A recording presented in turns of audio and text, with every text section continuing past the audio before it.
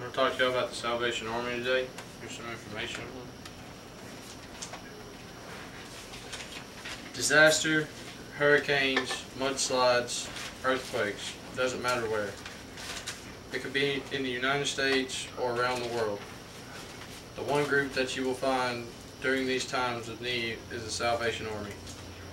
Anywhere you look, you can see the red shield that represents the Salvation Army. But what if the Salvation Army could not help at a time of need? How would that affect each and every person? The Salvation Army in some way has helped each and every one of us. Today I would like to discuss the need for the Salvation Army and how each of us benefit from it. I would also like to discuss how we can help the Salvation Army. I will begin telling you about the need for the Salvation Army. The Salvation Army is one of the world's largest providers of social aid, with expenditures including operating costs of $2.6 billion in 2004, helping more than 32 million people in the United States alone. In addition to community centers and disaster relief, the organization does work in refugee camps, especially among displaced people in Africa. They are the first to respond to a disaster. They can access a disaster area just hours after the fact. They provide water, food, clothing, heating, shelter, emergency communications, and cleanup and reconstruction. While every disaster is unique and creates its own special needs, the core of the Salvation Army disaster program consists of several basic needs. And while these services address many of the typical needs of a disaster survivor, Salvation Army Disaster Relief is also flexible. Their services are adapted to the specific needs of individuals and communities and scalable according to the magnitude of the disaster.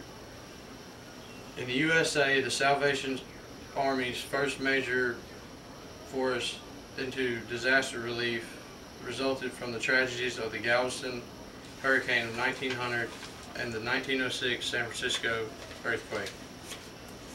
Presently, they are operating throughout the East Coast helping the Hurricane Sandy victims. During Hurricane Ike, the Gulf Coast was without electric and water for a month or more. Every day the Salvation Army was present with cases of water, food, and basic survival needs. The people of the Gulf Coast would have been hard put if not for the Salvation Army. Not only do they operate in the United States, but in Europe and throughout the world. They are now active in Guatemala, which just received a 7.2 earthquake. They have also just recently responded to a building that collapsed in Ghana.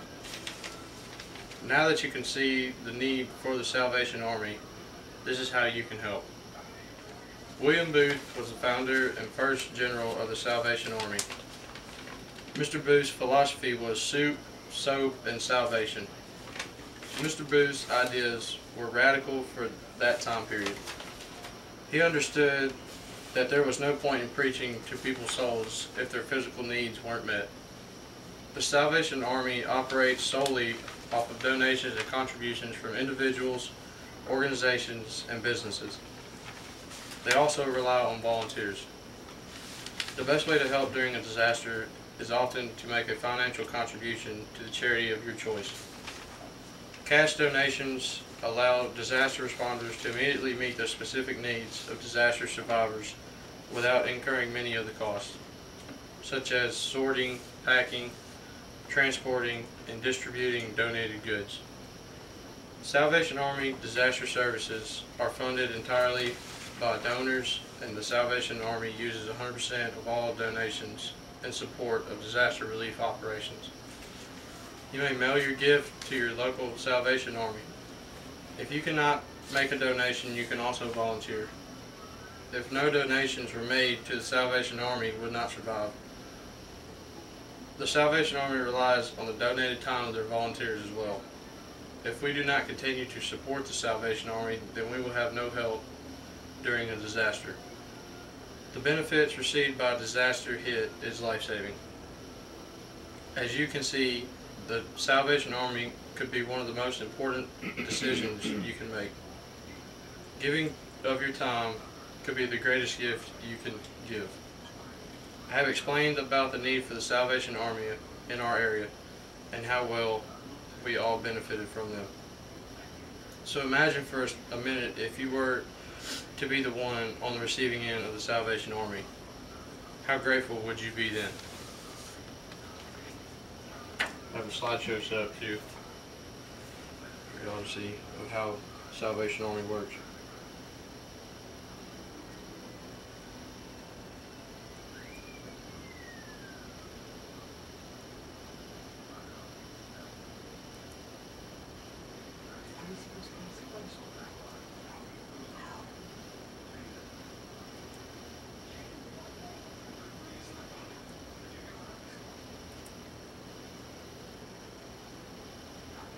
That's the conclusion for my speech about Salvation Army.